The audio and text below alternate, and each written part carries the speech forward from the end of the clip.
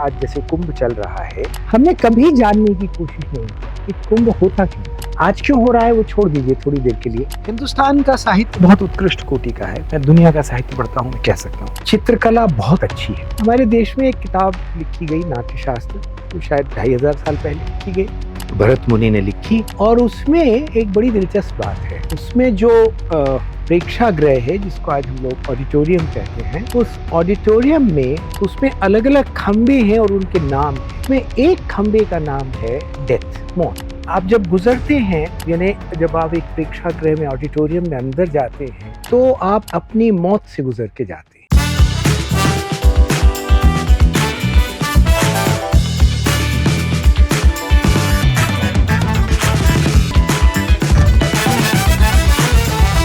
So whenever we talk about art, एक बहुत बड़ा पर्सपेक्टिव दिमाग में आता है कि आर्ट ऐसे होगा, आर्ट वैसे होगा, जिस पेंटर ने, स्कल्प्टर ने, जिस आर्टिस्ट ने अपना आर्ट क्रिएट किया है वो सेम वैसा ही कन्वे हो हर इंसान को, ये ज़रूरी नहीं है। और यही एक ख़ास बात है आर्ट की भी। एक ऐसी चीज़, एक ऐसा एहसास जो जीने के लिए बहुत ज़रूरी है। हमारे साथ एक ऐसी शख्सियत मौजूद है जिनका 40 साल का एक्सपीरियंस है आर्ट को लेकर। आप समझ सकते हैं कि कितनी बेहतरीन बातें होने वाली है ऑन आर्ट। तो मैं विदाउट एनी फर्दर अडू ज़्यादा वक्त नहीं लूँगा और सीधा हम बात करेंगे honourable Udayan Vajpayee sir say about art, about his experience end of course about life. Let's start the conversation. First of all I welcome you sir, thank you so much, आपने वक्त निकाला आज के इस पॉडकास्ट के लिए। शुक्रिया। सर, जब भी आर्ट की बात होती है तो एक बहुत बड़ा वाइडर पर्सपेक्टिव दिमाग में आता है। आर्ट को लेके कई बार एक जो आम इंसान है उसकी डेप्थ को समझने में वाकिफ़ नहीं रहता है, और कई बार एक जो आर्ट से जुड़ा हुआ इंसान है वो तुरंत ही उससे कन्वे कर जाता है। इस दोनों डायमेंशन में क्या कमी लगती है आपको? क्यों ऐसा होता है कि आम इंसान आर्ट को समझ नहीं पाता है या उस तरीके से परसीव नहीं कर पाता है, और जो इंसान आर्ट से जुड़ा हुआ है वो तुरंत कनेक्ट कर पाता है? इसका बड़ा सीधा जवाब तो यही है कि बिना थोड़ी बहुत संस्कार के या शिक्षा के तो आप रोटी भी गोल नहीं बेल सकते, सब्जी भी नहीं बना सकते, और तो ठीक है अपने जूते के बंद में गांठ भी नहीं लगा सकते। तो कुछ तो तैयारी आपको करना होती है। कोई कविता पढ़ते समय या कोई चित्र देखते समय, या कोई अच्छी फिल्म देखते समय, किसी मनी कौल की फिल्म देख रहे हैं तो वो कुछ तो तैयारी करना पड़ती है। और ये कुछ तैयारी है क्या?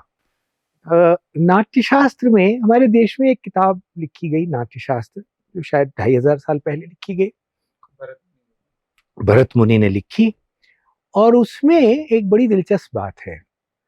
उसमें जो प्रेक्षागृह है, जिसको आज हम लोग ऑडिटोरियम कहते हैं, उस ऑडिटोरियम में जब आप घुसते हैं तो उसमें अलग अलग खंबे हैं और उनके नाम हैं। उसमें एक खंबे का नाम है डेथ, मौत। तो आप जब गुजरते हैं, यानी जब आप एक प्रेक्षागृह में ऑडिटोरियम में अंदर जाते हैं, तो आप अपनी मौत से गुजर के जाते हैं। जिसका अर्थ क्या है? जिसका अर्थ ये है कि आप अपना जो अहंकार है उसको अलग रख के जाते हैं, उसकी मौत हो जाना चाहिए। अहंकार क्या है? अहंकार ये है कि जो आपने अलग अलग किस्म की धारणाएं बना रखी हैं कला के विषय में या मनुष्य के विषय में या जीवन के विषय में, उसको थोड़ी सी देर आपको हटाना पड़ता है। जैसे आप जब किसी नए व्यक्ति से मिलते हैं, मान लीजिए आप किसी रूसी व्यक्ति से मिल रहे हैं पहली बार, तो रूसी व्यक्तियों के बारे में आपने अब तक जो पढ़ रखा था, जो आपने धारणाएं बना रखी थी, उसको थोड़ा हटाना पड़ता है। तभी आप उस खास व्यक्ति को से मिल सकते हैं, उसको समझ सकते हैं, उससे दोस्ती कर सकते हैं अगर आपकी ऐसी इच्छा हो तो। लेकिन आप धारणाओं को लेके जब किसी व्यक्ति के पास जाते हैं, तब आप वही धारणाएं लेके वापस आ जाते हैं, आपको हासिल कुछ नहीं होता है। उसी तरह जब आप किसी भी एक कला के सामने आते हैं, चाहे वो नाटक हो, चाहे कविता हो, या एक चित्र हो, शिल्प हो, तो आपको अपनी जो भी पूर्व धारणाएं हैं, जो भी आपने अब तक सोच समझ रखा है, उसको थोड़ी देर के लिए विराम देना पड़ता है, रोकना पड़ता है। और जब आप ये रोक के उसका उसको उसका रसास्वादन करते हैं या उसको देखते हैं, सुनते हैं ध्यान से, तब आपका जो अटेंशन है, जो ध्यान है, वो लग जाता है। और तब आपको उस कला के साथ जो आपका संबंध है वो गहरा होता है। जब आप कला एक किसी भी कलाकृति के साथ संबंध आपका होता है, वो एक कोई बहुत अच्छी कविता हो सकती है, वो बहुत अच्छी मूर्ति हो सकती है, तो आप असल में वो कविता को नहीं उतना अनुभव करते जितना खुद को करते हैं। तो खुद को अनुभव करने के लिए आपको अपने ऊपर जो जमी मैल है, जो आपको अपना चेहरा अपने भीतर नहीं देखने दे रही है, उसको थोड़ा तो अपनी तरफ से हटाना पड़ता है, बाकी हटाने का काम कला कर देती है। तो जब हम एक कलाकृति के सामने होते हैं, तो हम एक ऐसे आईने के सामने होते हैं थोड़ी देर के लिए, जहां हमको अपना वो चेहरा दिखने वाला है, दिख सकता है, जो हमने अब तक देखा नहीं था। हम आमतौर पर अपने बारे में धारणाएं दूसरों से सुन के बनाते हैं, लेकिन ये वो कला आपको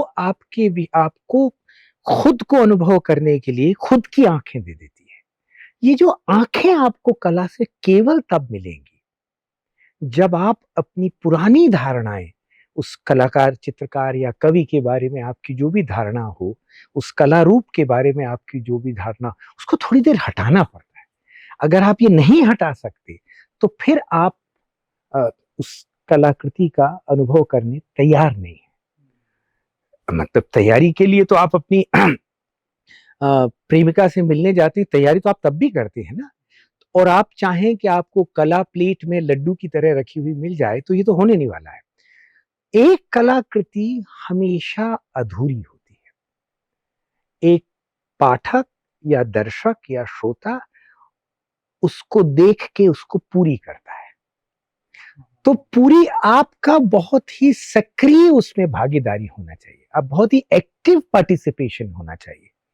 और जब आप एक्टिवली पार्टिसिपेट करते हैं, तो आप न सिर्फ उसको देख रहे होते हैं, बल्कि आप उसको गढ़ भी रहे होते हैं। इसलिए पाठक होना या दर्शक होना या श्रोता होना, ये ये बहुत एक सक्रिय कर्म है, ये सकर्मक कर्म है। यानी इट्स एन एक्टिव एक्शन, ये काइनेटिक एक्शन है। इसमें काम नहीं चलता कि आप मुंह खोल के लेट जाएं आम के पेड़ के नीचे और कल्पना करें कि आपके मुंह में आम का रस आ जाए। ऐसा नहीं होता है। और कला में इसलिए भी नहीं होता क्योंकि कला, एक किताब पढ़ना उदाहरण के लिए, डिपार्टमेंटल स्टोर जाना नहीं है जहां रैक में चीजें रखी हैं जिन्हें आप उठा लें। किताब पढ़ते हैं जब आप, तो आप किताब को अपनी तरफ से भी कुछ बनाते हैं, आप गढ़ते भी हैं कुछ उसको अपनी एक सक्रिय भागीदारी से। और ये जो भागीदारी, जहां आप उसके लिए जो तैयारियां हैं, जो एक तैयारी मैंने बताई आपको, उसकी एक तैयारी ये है कि आपको अपनी पूर्व धारणाएं, प्रिजुडिसेस जिनको कहते हैं, उनको हटाना पड़ता है थोड़ी देर के लिए। अगर आप वो कर सकते हैं तो आप कला के लिए उपयुक्त हैं। अगर आप वो नहीं कर सकते हैं तो आप कला के लिए अनुपयुक्त हैं। सर, आपने कहा कि कला आपको आपसे रूबरू करवाती है। ये एक बहुत बहुत अच्छी बात लगी मुझे, बिकॉज हम कोशिश करते हैं कि हम ईश्वर से मिलें, यहाँ वहाँ जाएं, साधना कर लें। जी आई थिंक जो आपने कहा ये एक सबसे बेस्ट चीज़ है कि कला जी आपको आप ही से मिलवा रही है, आपको कहीं जाने की ज़रूरत नहीं है। बस छोटा सी बात है कि अब धारणाएं हटाएं और पूर्ण रूप से, सक्रिय रूप से आप उसमें शामिल हों, तो आप अपने आप को देखिए, ये जो धारणाएं हमने बना रखी हैं, उदाहरण के लिए कि ईश्वर से मिलना, और उसके लिए मान लीजिए किसी नदी में जाके नहाना, ये जितनी जगहें थी, आज जैसे कुंभ चल रहा है, हमने कभी जानने की कोशिश नहीं की कि कुंभ होता क्यों था। आज क्यों हो रहा है वो छोड़ दीजिए थोड़ी देर के लिए। ये कुंभ जो था, एक तरह की पैरापेटैटिक यूनिवर्सिटीज थी, ये विश्वविद्यालय थे जो 2 महीनों के लिए लगते थे। और इनमें जो लोगों ने इस बीच पढ़ा लिखा होता था, सोचा होता था, उसका आदान प्रदान होता था। ये नहाने की जगह नहीं थी केवल, ये तो नहाना तो एक किस्म का बहाना उसमें होता था। बात ये थी कि लोग अलग अलग देश भर से जुड़ते थे और वो आपस में अब तक जो उन्होंने सोचा है इन बीच के वर्षों में उसका आदान प्रदान करते थे, कुछ लेन देन होता था। दूसरी चीज, राजा जो होता था वो अपना खजाना खाली करता था वहां जाके, तो राज सत्ता कभी बहुत शक्तिशाली नहीं हो पाती थी क्योंकि उसको खजाना हर 12 साल में खाली करना था। ये हमने, ये विश्वविद्यालय, ये जगह जहां उच्च कोटि का संवाद लोग एक दूसरे से करते थे, हमने धीरे धीरे वो संवाद खत्म कर दिया और उनको किन्हीं अनुष्ठानों में निःशेष कर दिया। मैं अभी देखता हूं, मेरे बहुत से परिचित हैं जो कई बार कहते हैं कि मैं तो कुंभ में नहाने जा रहा हूं। कुंभ में ज्ञान गंगा में नहाया जाता था, गंगा के पानी में नहीं नहाया जाता था। गंगा का पानी एक मेटाफर, रूपक था। हमने उस रूपक को वास्तविक में बदल दिया और अनुष्ठान में फंस गए। आज मैं सोचिए यहाँ आया हूँ बड़ौदा, भोपाल शहर से, आपके कुछ छात्रों से बात की, अब आपसे कर रहा हूं। आप, ये एक छोटा सा कुंभ हो गया, ये अब आप इसी को बड़ा कर दीजिए कि बहुत से लेखक, दार्शनिक, मैं एक लेखक हूं, पोएट हूं, कुछ और उपन्यासकार हैं, कुछ दार्शनिक हैं, कोई चित्रकार है, कोई शैव दर्शन का विद्वान है, कोई वैष्णव का विद्वान है, कोई साधना पद्धतियों में सोचा है किसी ने, कोई किसी चीज में सोचा, ये सब मिले तो ये बातें कर रहे हैं और ये एक किस्म की अनौपचारिक गोष्ठियां हैं। लोग आपस में बात कर रहे हैं, खाना खाते हुए बात कर रहे हैं, घूमते हुए बात कर रहे हैं, कुछ कर। ये जो जगह थी जहां विचारों का आदान प्रदान होता था, वो हमने धीरे धीरे खत्म कर दी। आप सोचिए कि बनारस को क्यों लोग जाते थे। आप पाएंगे ऐसा शंकराचार्य ने भी लिखा है कि भाई बनारस में तो पूरा विश्व है, तो विश्व तो नहीं है लेकिन पूरे प्रदेशों के लोग बनारस में, ऐसे मोहल्ले, कश्मीरियों का, फलाने का, आंध्र प्रदेश के सारे, ये क्या कर रहे थे वहां आके। ये लोग बनारस में जो पंडित होते थे, पंडित यानी विद्वान, वो कुछ सोच रहे हैं, उनसे बातें करते थे और वो ज्ञान लेके अपनी जगहों पे जाते थे, अपनी तरह से उसमें नई बढ़त करते थे, नई उपज करते थे, नई समझ लाते थे और फिर बीच में गए तो बातचीत की। आज आपके पास ये बड़े आश्चर्य की बात है कि जब संवाद के इतने सारे साधन उपलब्ध हैं, तब संवाद की जरूरत खत्म हो गई। जब संवाद के साधन नहीं थे, तब लोग भागते थे एक दूसरे से बात करने। ये बात आपने बहुत बड़ी कही सर अभी, बिकॉज इतना सोशल मीडिया होने के बावजूद भी हम कम्युनिकेट नहीं कर पा रहे। हम क्या बात करते हैं एक दूसरे से। आप सारे मोबाइल टेलीफोन्स में जितनी सारी बातें हो रही हैं, उसको आप मान लीजिए इकट्ठा कर लें, उसमें आप पाएंगे कि उसमें 95 से 99% तक जो बात हो रही है, अगर वो न भी होती तो जीवन ठीक ही चलता। लड़का ट्रेन में बैठा या बिटिया बैठी और 5 बार माता जी का फोन आएगा, अभी कहाँ हो। यानी एक तरह से हमने कई जगह तो मोबाइल टेलीफोन अपने बच्चों के सर्विलेंस के लिए लगा रखे और उनमें हिम्मत नहीं आती, सो अलग है। फिर जैसे ही वो किसी अपने से बड़े शक्ति संपन्न व्यक्ति के सामने जाते हैं लोग, तो वो डर के मारे कुछ कह नहीं पाते। हम पूरे कायरों का देश बना रहे हैं, पूरी दुनिया बना ली है कायरों की। क्यों?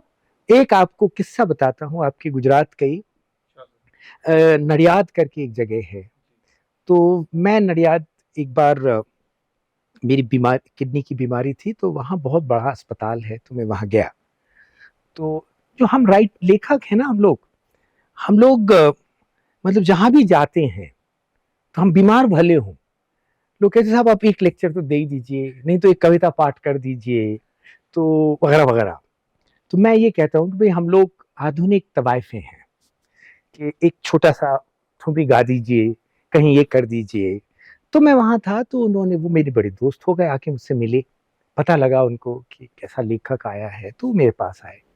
बड़े सज्जन आदमी हैं। तो उन्होंने अपने कॉलेज में एक व्याख्यान मेरा कराया। फिर मैं चला गया वापस। कई साल बीत गए। उन्होंने अपना लड़का, उनका हमारे शहर के भोपाल के पास इंदौर में गया हुआ था, और वो अकेला बचा, बाकी पूरी टीम चली गई। तो उन्होंने मुझे फ़ोन किया और उन्होंने कहा कि आप क्या उसकी कोई मदद करते, उसको एक मोबाइल टेलीफ़ोन खरीद के दे दीजिए। तो मैं गया, मैंने उसको एक मोबाइल टेलीफ़ोन लिया, उसको हवाई अड्डे ले गया, उसको बिठाने लगा जब, तो मैंने उससे कहा कि तुम ये मोबाइल टेलीफ़ोन ना वो डस्टबिन में फेंक दो। तो उसने कहा क्यों? मैंने कहा कि तुम कब अपनी आप तय करोगे कि तुम्हें कैसे जाना है? मैंने सारी तुमको जहाज़ में बिठा दिया, अगले जहाज़ में तुम कैसे जाओगे उसका मैंने वहाँ जो एयर होस्ट थे उनको बोल दिया। इसके बाद भी तुमको क्यों चाहिए? वो अपने आप गया, और आप मानिए कि कई साल बाद अभी वो मुझे मिला, वो कहीं ज़्यादा हिम्मती है वो लड़का। मैंने नहीं कर दिया, मैंने उसको कायर होने से रोका। तो हमने ये जितने संवाद के साधन बना रखे हैं, उनसे तो हम संवाद करते नहीं, और जो पारंपरिक हमारे संवाद थे, हमने उनको अनुष्ठानों में खत्म कर दिया। आर्ट में इसका कितना फ़र्क पड़ा सर ये चीज़ से? ये बहुत फ़र्क पड़ता है। क्यों?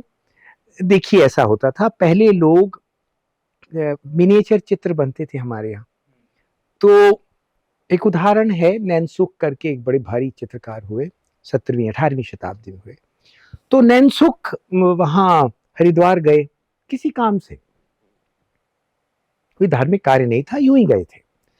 हरिद्वार में कोई एक दिल्ली से आया हुआ था अपने चित्र लेके।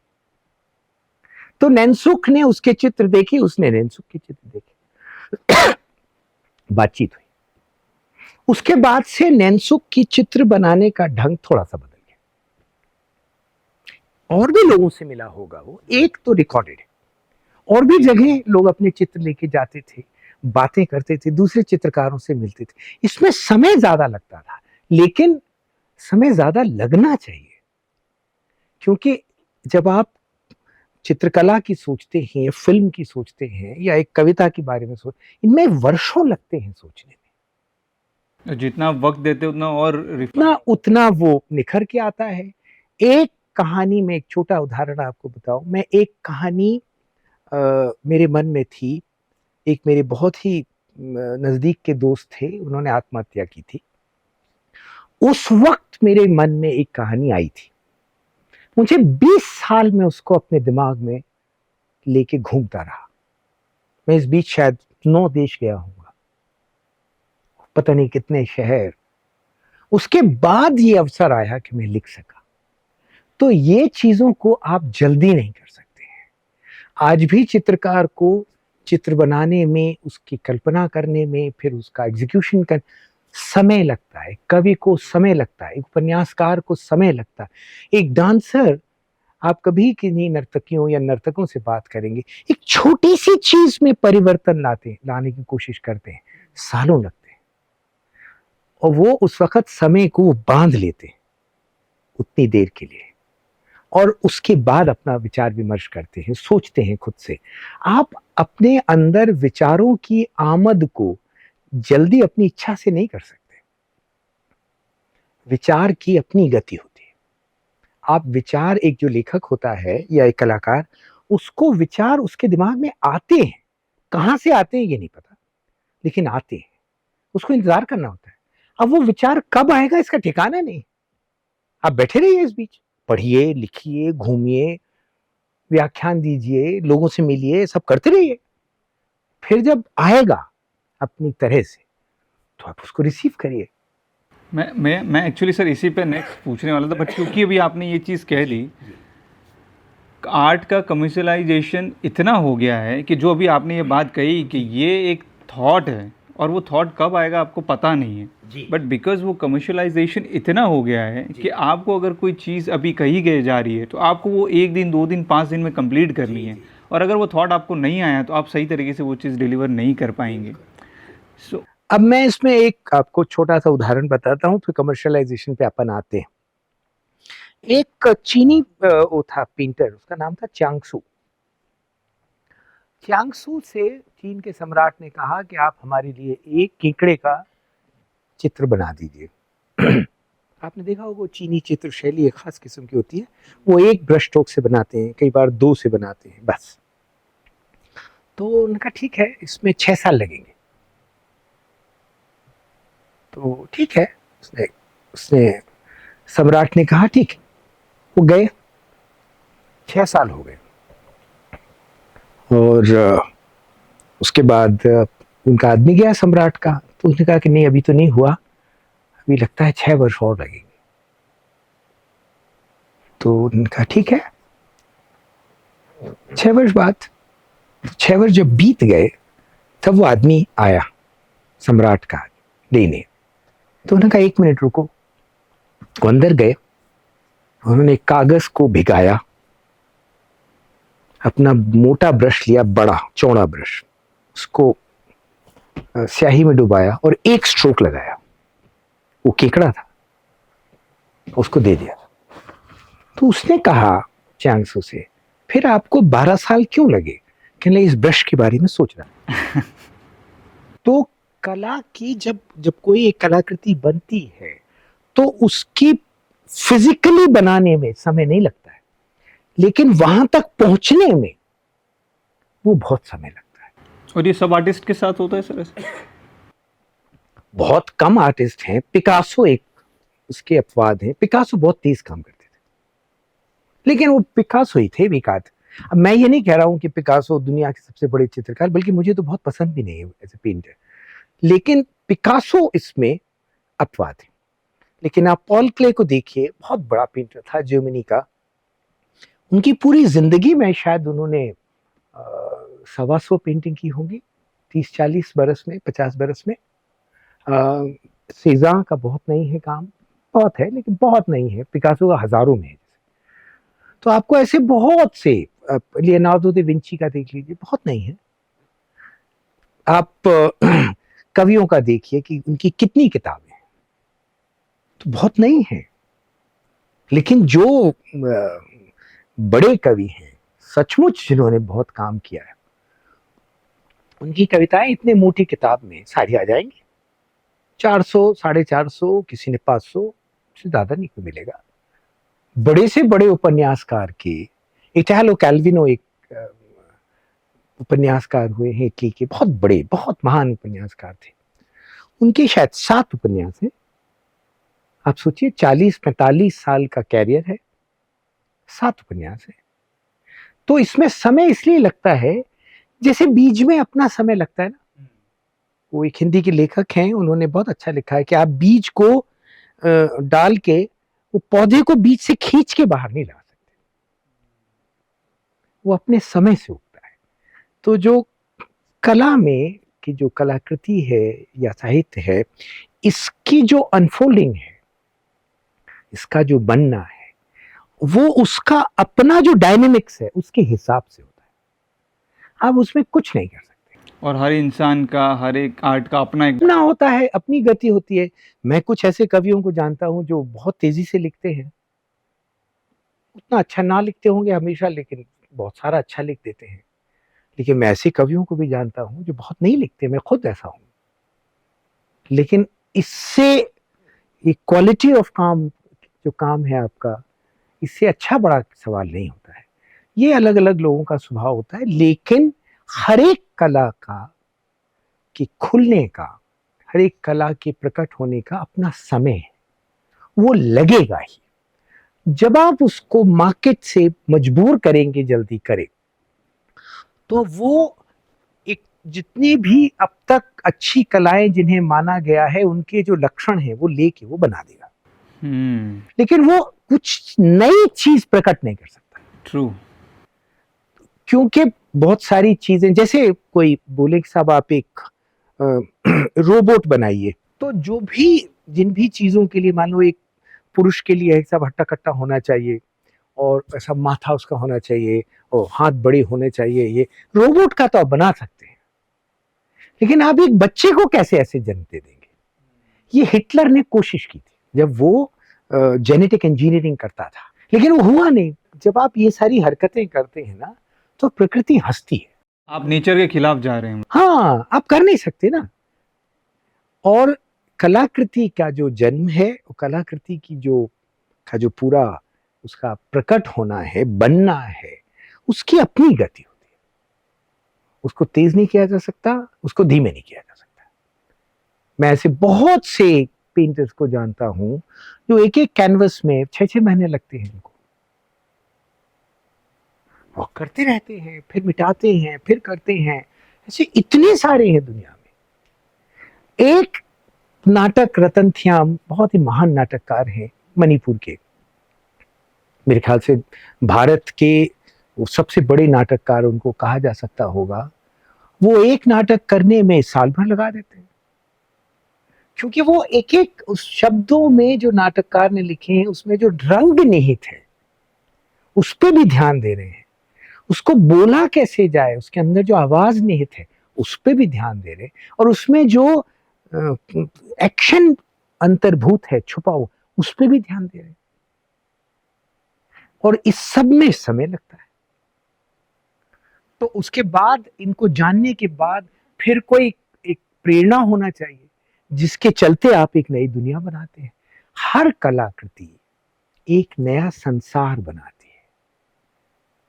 इस नए संसार के बनने में समय लगता है, और इसलिए ये मजबूर करना, और जो बाजार करता है कि आप बोलेंगे साहब हम आपकी 15 पेंटिंग लेने वाले हैं, आप एक महीने में बना के दे दीजिए। जो कर लेते हैं ऐसा, वो उनकी अनेक पेंटिंग जो है वो काफी विफल होती है। और इसकी डेटा अगर आप लोगों से बात करेंगे तो मिल जाएगा। लेकिन उसमें करते क्या है ये कि उन पेंटिंग्स को लगाया, फिर एक तरह की कला आलोचकों को इकट्ठा किया और उसकी तारीफ कराई। ये जो मैकेनिज्म बाजार ने पूरा झूठ का खड़ा रखा है। लेकिन जैसे ही ये आर्ट गैलरी कोलैप्स होगी जिसने ये सब किया है, वो कला की कीमत 2 कौड़ी की बचेगी। जो कलाएं आज भी मनुष्यों के साथ हैं, जिनके साथ मनुष्य जी रहे हैं, जैसे वैन गॉग है, उसके चित्र हैं, या सीज़न है, या हमारे मिनिएचर चित्र हैं भारत के, या जगदीश स्वामीनाथन के चित्र हैं, या हुसैन साहब के चित्र, ये चित्र लोगों के साथ भीतर रहते हुए बढ़ते रहते हैं। आप उनके साथ बड़े होते हैं। लेकिन जो खराब कलाएं होती हैं वो चित्र रास्ते में छूट जाते हैं, आप आगे चले जाते हैं। Sir, we were talking about art in Paris. ये आर्ट कैपिटल कैसे बना सर? मेरा अपना ख्याल ये है कि आफ्टर द फ्रेंच रिवॉल्यूशन जब नए वैल्यूज आए, समता का, बंधुत्व का और स्वातंत्र का, ये 3 वैल्यू जब आए, और थोड़ा साधारण लोगों का सम्मान बढ़ा, क्योंकि मोनार्की तो उन्होंने मौत के घाट उतार दी, तो फिर ये जो खुलाव आया तो लोग पार्टिसिपेट करने लगे। और एक और साथ में बात हुई कि फ्रांसीसी भी उपनिवेशवादी थे, तो बहुत सारी जगहों से, खासतौर पे इजिप्ट से बहुत सारी चीजें भी लेके आए। और संयोग ये हुआ कि पेरिस में यूरोप के बहुत से कलाकार आके रहना शुरू। अच्छा, यूरोप पेरिस में एक बड़ी खास बात यह है कि वहाँ कैफे बहुत ज्यादा है। हाँ, ये कल्चर एक्चुअली इंडिया में भी वहीं से है। हालांकि आप आश्चर्य करेंगे कि जो पहला कैफे है जिसमें सार्वजनिक इस तरह से बैठ के लोग बातें करते थे, वो लंदन में खुला था। कुछ एंजल ऐसा कुछ नाम था उसका। लेकिन पेरिस में जो फ्रेंच रिवॉल्यूशन के बाद ये टेक ऑफ ज्यादा कर गया, तो ये ऐसी जगह हो गई उपलब्ध जहां लोग मिलके बातें कर सकते थे। बड़ा आर्टिस्टिक लगता है सर ऐसी जगहों पर। हाँ, और मैंने पेरिस के कैफेज देखे हैं, वो इतने ब्यूटीफुल लगते हैं कि उनकी कॉपी हर जगह की जाती है। कि इस तरीके के जब हम यहाँ पे भी कभी सेट बनाने की कोशिश करते हैं, अगर कैफे की कभी बात होती है तो पहला प्रेफरेंस वही होता है कि पेरिस के कैफे देखो। बहुत सारे लोग इकट्ठे होते थे, नए नए आइडियाज होते थे। उसी के चलते बहुत से म्यूजियम्स बने। एक तो बहुत ही बड़ा म्यूजियम बना, लूव्र कहते हैं उसको। फिर छोटे छोटे बहुत सारे म्यूजियम्स बने। पेरिस असल में म्यूजियम्स का शहर है। लूव्र एक बहुत बड़ा म्यूजियम है, ग्रां पैले विच इज ग्रैंड पैलेस। इसी तरह के फिर पिकासो म्यूजियम है, रोदा म्यूजियम, गैलरी सिनेट है कहीं पर। आप पेरिस में चारों तरफ म्यूजियम्स है, थिएटर है, करने की जगह है, ओपेरा करने की जगह है, म्यूजिक कॉन्सर्ट्स करने की जगह। एक्चुअली लंबे समय से पेरिस का जो टूरिज्म है वो वहां की कलाओं के कारण संभव है। True, I agree. और चूंकि वो हो रहा है, क्योंकि पेरिस में लोग आने लगे, फ्रेंच रिवॉल्यूशन हुआ तो नए विचार आ रहे, तो दुनिया भर के लोग गए देखने की भाई हो क्या रहा है। और सर वहाँ की ऑडियंस भी रिसेप्टिव मोड में रहती है, रिसेप्टिव मोड दैट में is that's important. Very important. तो जब पूरी दुनिया से लोग गए देखने तो बस गए बहुत सारे, और फिर ग्रो हुआ वो पूरी संस्कृति पली बढ़ी। जैसा कि मैं कह रहा था, म्यूजियम्स बने, कलाकार आके रहने लगे, क्योंकि दुनिया भर से वहां लोग आते थे, इसलिए वो पेंटिंग बना के बेच भी सकते थे। तो बहुत सारे, अब आप देखिए वैन गॉग जो हैं 19वीं शताब्दी के अंत में थे, तो वो एम्स्टर्डम के, हॉलैंड के थे, लेकिन वो आके बसे पेरिस में क्योंकि उनके भाई की आर्ट गैलरी थी पेरिस में।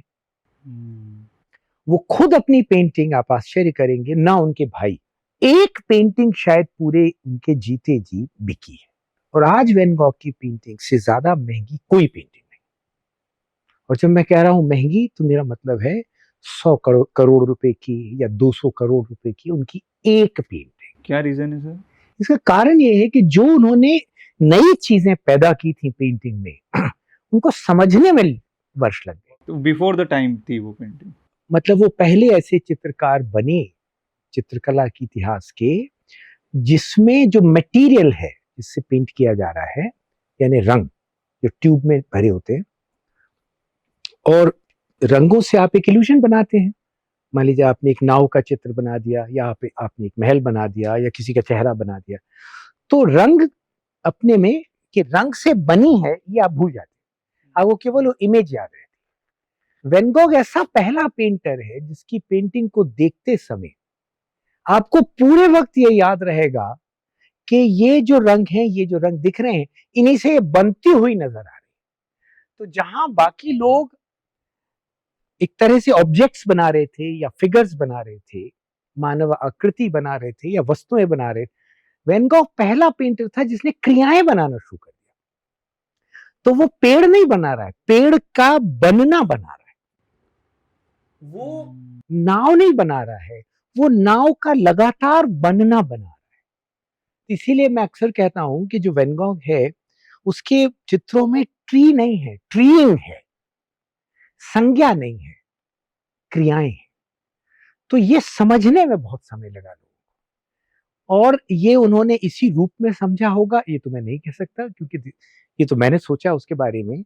लेकिन वैन गॉग में बहुत महत्व का कुछ कर रहा था ये आदमी, कोई बड़ी बात कर रहा था। पहली बात ये।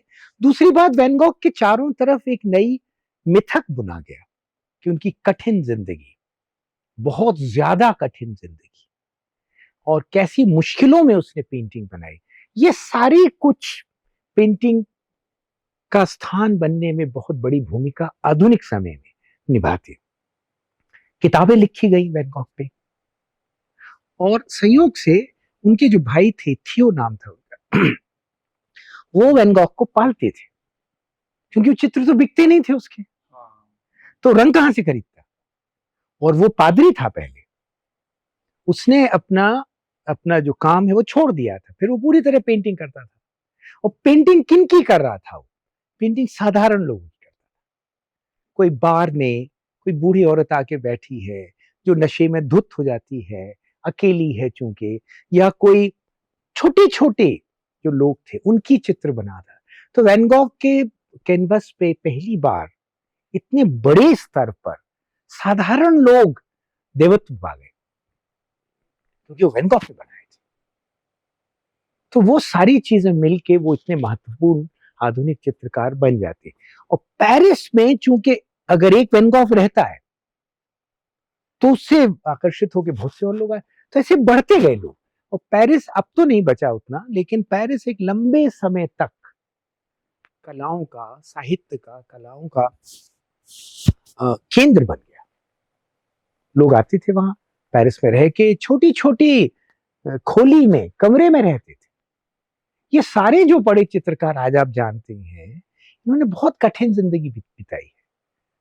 पेरिस एक अर्थ में, क्योंकि बड़ा शहर है, सारे बड़े शहर बहुत क्रूर होते हैं, वो जगह नहीं मिलती आपको बहुत आसानी से, तो मुश्किलों में रहे।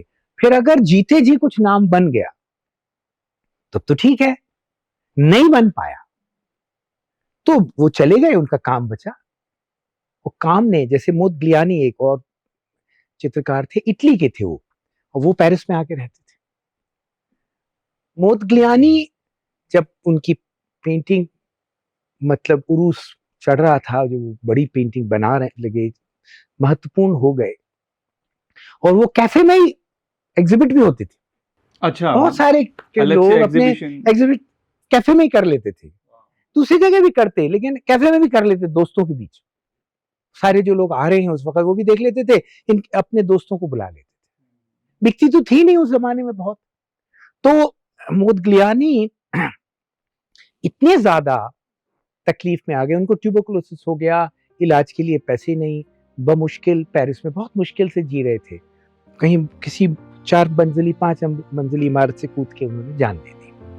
और उनकी जो प्रेमिका थी जेन ह्यूबिटर्न, जो उनसे शायद 15 या 18 साल छोटी थी, 19 साल की लड़की, 18 साल की लड़की, वो विरह सह नहीं पाई, तो वो उनका शव उठाया जा सकता है, इससे पहले वो भी थी।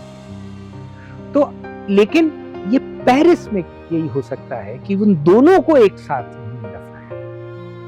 एक वहां कब्रिस्तान है जिसका नाम बुमाख्त है, वहां उसको उन्होंने दफनाया, और दोनों एक साथ। और एक काला पत्थर है, मुझे भी याद में देखने जब गया तो वो अकेला मोदग्लियानी की कब्र थी जिसपे एक ताजा लाल रंग का फूल रखा था, और वो कोहरा था चारों तरफ, और वो फूल ऐसे चमक रहा था उस काली चट्टान पे जो कब्र के ऊपर लगी थी, बिल्कुल ऐसे चमक रहा था जैसे वो छोटी सी कब्रगाह में वो लाल रंग का सूरज उगा। इतना ब्यूटीफुल था वो, लेकिन उन्होंने उसको बचा के रखा।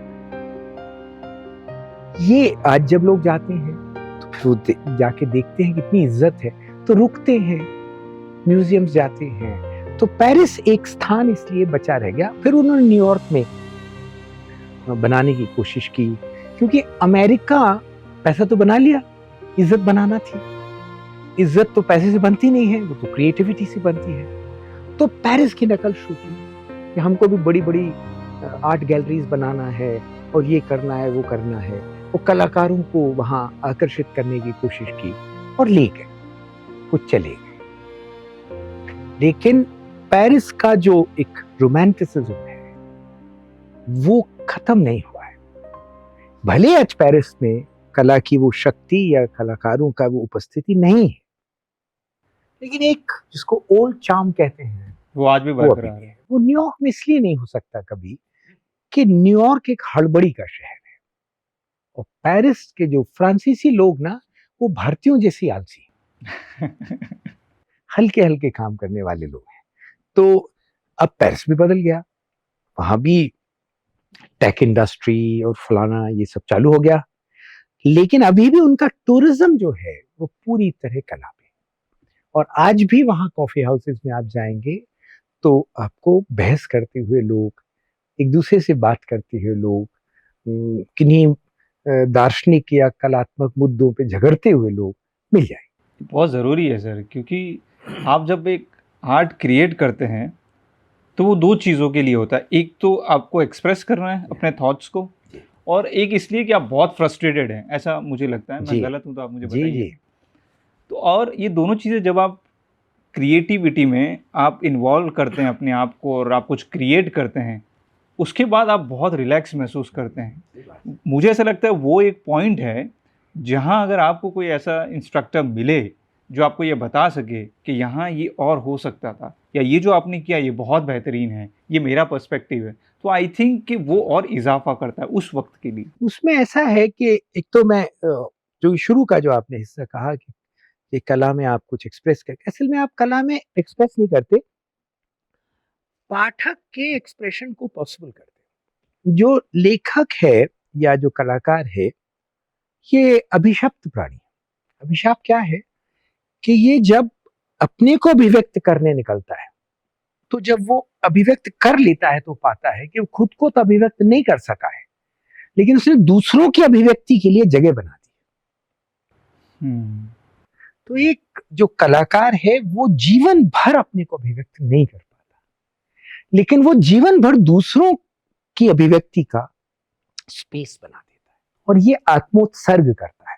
एक तरह से हर बार एक उपन्यास लिखते समय, एक कविता लिखते समय, एक चित्र बनाते समय अपना उत्सर्ग करता है, अपनी बलि चढ़ाता है, अच्छा। और तभी पाठक जब उसको पढ़ता है तो खुद के नजदीक हो जाता है और कई तरह की संभावना वो पैदा कर देता है उनके लिए। लेखक खुद अपने को, उसकी अभिव्यक्ति का स्वरूप यही है कि जब भी वो अभिव्यक्त करेगा वो दूसरे की अभिव्यक्ति के लिए जगह बना देगा। यही उसका जादू है और यही उसका अभिशाप है।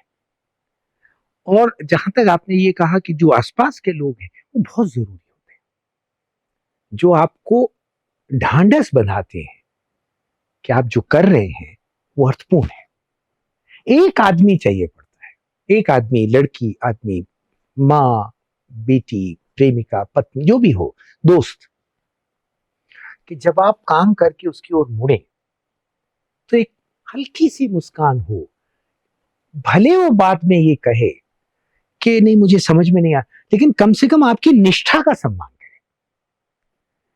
अब हमारे यहाँ मुझे अभी याद है कि एक संगीतकार मुझसे कह रहे थे कि आप जब जाते हैं कविता पाठ करने कहीं तो आपको कितने पैसे मिलते हैं? तो मैंने कहा कुछ नहीं मिलता है। अ, कविता पढ़ने हम जाते हैं, बस जाते हैं। तो उनका फिर फायदा ही क्या है?